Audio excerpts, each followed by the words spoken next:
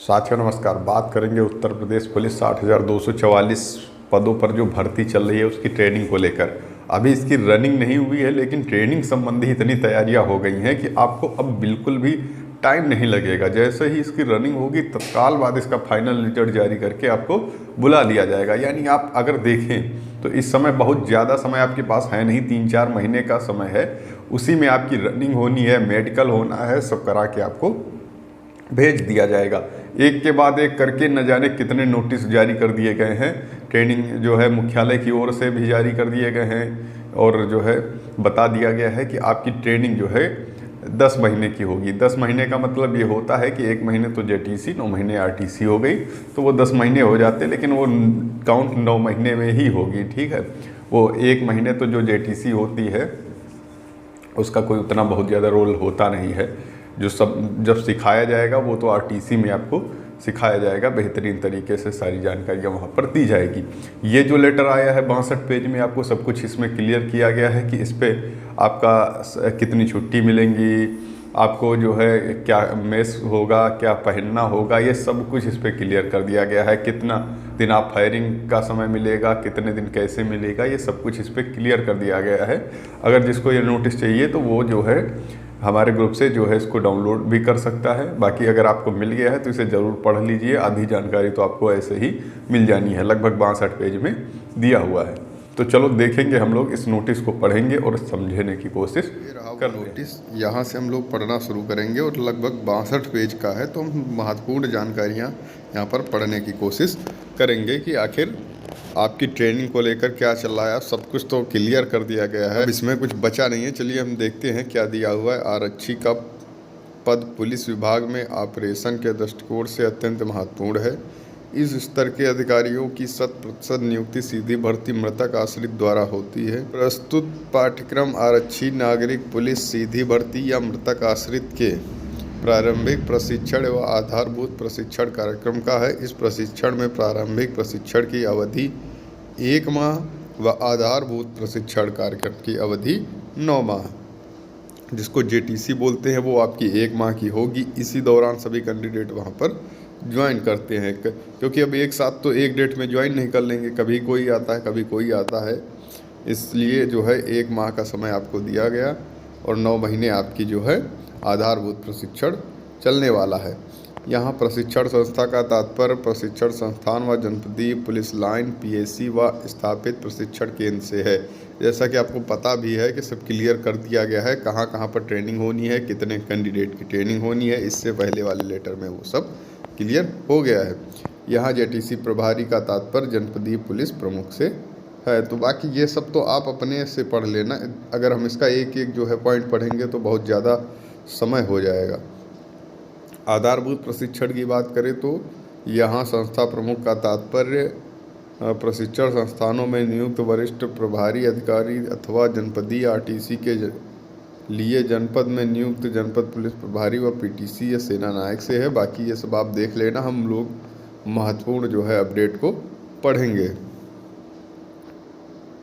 निर्देश क्या दिए गए हैं। उत्तर प्रदेश नागरिक पुलिस आरक्षी प्रशिक्षुओं का प्रशिक्षण प्रचलन उत्तर प्रदेश आरक्षी एवं मुख्य आरक्षी सेवा नियमावली 2015 के अंतर्गत संस्था में आगमन प्रशिक्षण संस्था के आगमन के दिनांक से प्रशिक्षण पूर्ण करने तक प्रशिक्षणाधीन आरक्षियों को प्रशिक्षु आरक्षी नागरिक पुलिस से नाम से संबोधित किया जाएगा। ठीक है, तो आप लोगों को जो है प्रशिक्षु आरक्षी नागरिक पुलिस के रूप में संबोधित किया जाएगा। ऐसा तो कोई इसमें अभी तक तो कुछ मिला नहीं जो बहुत ज़्यादा महत्वपूर्ण हो। बाकी आपके लिए तो महत्वपूर्ण है ही, आप जो है ज़रूर इसे पढ़ लेना। प्रशिक्षुओं की शारीरिक नापतोल, ऊंचाई, वजन, कमर सैन्य सहायक HDI द्वारा प्रत्येक माह ली जाएगी। क्या इस दौरान कोई बाहर होता है क्या? नहीं, बिल्कुल बाहर नहीं होगा। ऐसा नहीं है कि आपकी दोबारा से ऊंचाई वगैरह सब ये नापा जाएगा तो आप बाहर हो जाएंगे, ऐसा कुछ भी नहीं होने वाला। ठीक है, मेडिकल के टाइम आपकी ज़रूर एक बार जो है लंबाई हो गई और जो है चेस्ट वगैरह नापा जाएगा, लेकिन उसके बाद कोई दिक्कत वाली बात नहीं है। इस नापतोल का उद्देश्य यह है कि प्रशिक्षु की शारीरिक फिटनेस में प्रशिक्षण के प्रभाव स्वरूप सुधार हो रहा है या नहीं, बस इसका यही मतलब है, बाकी और कोई मतलब है नहीं। आवास की बात करें तो आवास में बस ये बताया गया है LED बल्ब, ट्यूबलाइट, पंखे, ये सब तो तैयारियों को लेकर है, क्योंकि आप लोग जाएंगे तो तैयारियां तो भाई मिलनी ही चाहिए। आवास मिलना चाहिए, आवास का मतलब बैरक मिलेगा, बैरक में ही आप लोग रहेंगे ट्रेनिंग सेंटर में। और वहीं भोजन की भी व्यवस्था होनी चाहिए, ठीक है। मेस प्रबंधक 1 माह के लिए चुना जाता है, यही सब बाकायदा जो है दिया गया है। परिधान, ठीक है, परिधान में सब बताया गया है कि आपको कैसे कपड़े पहनने हैं, क्या क्या पहनना है, काली पैंट, काली बेल्ट, ये सब वगैरह। देखिए यही समय एक ऐसा होता है जिसमें आप फुल एंजॉय कर सकते हैं, उसके बाद तो कोई मिलता भी नहीं है। पता चले जो आपके साथ ट्रेनिंग की है वही नहीं मिल रहे हैं। 8-10 साल में कहीं इधर उधर ड्यूटी लगी तब जाके मुलाकात हो पाती है। तो इस समय को आप लोग एंजॉय करिएगा बेहतरीन ढंग से। ये विशेष दिवसाधिकारी के बारे में दिया हुआ है, रात्रि गणना दिया है कि रात्रि में गणना जरूर होगी और किसके समकक्ष होगी। और चिकित्सा सुविधा के बारे में दिया है कि प्रशिक्षण सत्र के दौरान प्रति 2 माह के अंतराल में आपका जो है मेडिकल चेकअप होगा। तो मेडिकल चेकअप में अगर आपका ब्लड प्रेशर, शुगर वगैरह जो है बढ़ा हुआ आया तो क्या होगा, ऐसा कुछ नहीं है, उसमें कुछ होगा नहीं, आपको जो है दवा दे के सही कर दिया जाएगा, बस इतना ही कुछ हो रहा है, ठीक है। मनोरंजन के लिए आपको जो है मूवी वगैरह भी दिखाई जा सकती हैं।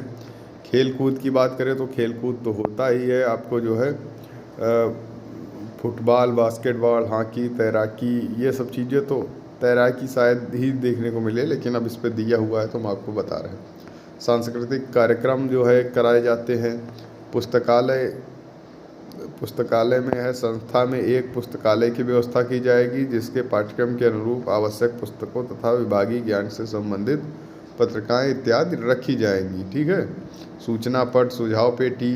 अब थोड़ा सा जल्दी हम लोग चलेंगे ना, ये बहुत ज़्यादा जो है लंबा समय हो जाएगा। आप लोग जाएंगे तो छुट्टी की अगर बात कर लें कि छुट्टी जो है कितने दिन आपको मिलने वाली है। देखिए यहाँ पर क्लियर कर दिया गया है, आधारभूत प्रशिक्षण की अवधि में किसी भी प्रशिक्षु को सामान्य रूप से कोई अवकाश नहीं दिया जाएगा।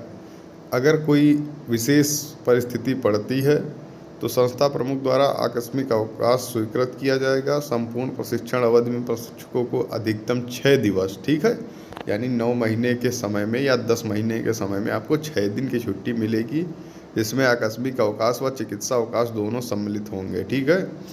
तो 6 दिन ही छुट्टी मिल पाएगी। अगर आपको विशेष कार्य पड़ता है तो 6 दिन आप ले सकते हैं, वो भी ये नहीं है कि आप एक ही बार में 6 दिन ले लें।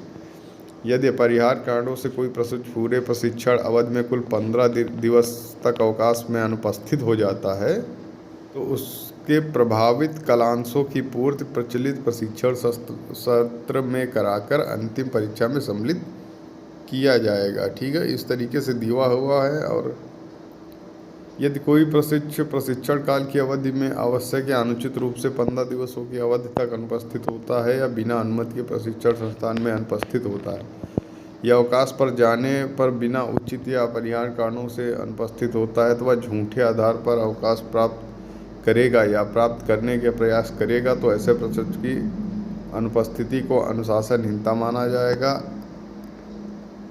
इसकी जांच कराई जाएगी, ठीक है। यही सब है छुट्टी को लेकर। आप लोग ये कंफर्म हो जाए, छुट्टी मिलती नहीं है, 6 दिन की छुट्टी दी जाएगी, वो भी विशेष परिस्थिति में, ठीक है। महिला प्रशिक्षु आरक्षी द्वारा गर्भधारण के संबंध में दिया हुआ है।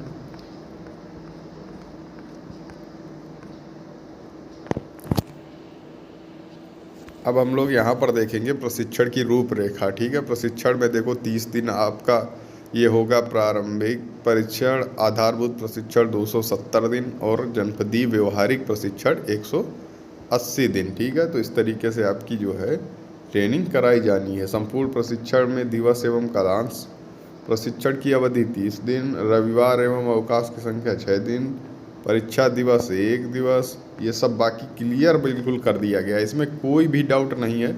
अगर आप लोग इसको एक बार सही से पढ़ लेंगे तो आधी जानकारी आपको ऐसे ही हो जाएगी कि आखिर कब कब क्या क्या होना है। देखो फायरिंग जो है 2 दिवस, ये सब कुछ क्लियर कर दिया गया, इसमें कुछ भी ऐसा नहीं है जो आप इसको समझ नहीं पाएंगे, ठीक है। तो इसको आप अपने से पढ़िएगा, 62 पेज का है लगभग, अगर हम एक एक चीज़ पढ़ेंगे तो फिर कैसे क्लियर हो पाएगा। यहाँ सब कुछ दिया हुआ है किस तरीके से क्या क्या करना है, तो आप इसे नोटिस जरूर देख लिया होगा, इस पे सब कुछ क्लियर कर दिया गया है, कितने दिन छुट्टी मिलती है, कौन सी ड्रेस पहननी होती है, मेस संबंधी सब कुछ क्लियर कर दिया गया है। बहुत से लोग ये पूछ रहे थे कि क्या हम कोई जैसे यूपीएसआई भर्ती आ जाती है उस दौरान कोई एग्ज़ाम दे पाएंगे या नहीं दे पाएंगे, क्योंकि ट्रेनिंग के दौरान जैसा कि बताया भी गया है 6 दिन की छुट्टी, तो उस पर हाँ आप एग्ज़ाम दे सकते हैं। लेकिन आप जो है पहले ही जैसे ही अगर नोटिफिकेशन आ जाता है कोई भी भर्ती का हो, तो आप उसको एक एप्लीकेशन देंगे ना जो है अपने प्रभारी को कि जो है हम इस दौरान हमें परमिट कर दीजिए कि हम इस एग्ज़ाम को जो है दे सके। अगर आप ऐसा कर लेते हैं तो बिल्कुल आप एग्ज़ाम दे पाएंगे, ठीक है, वहाँ उतना ज़्यादा इशू नहीं आएगा। तो आप लोग थोड़ा सा इस मामले में सतर्क रहिएगा। बाकी सब बढ़िया है, आप पढ़ लीजिए, 62 पेज में है, पढ़ ही लिए होंगे, सब क्लियर इस पर हो जाएगा। और वीडियो को शेयर करिएगा, लाइक करिएगा। Okay, thank you.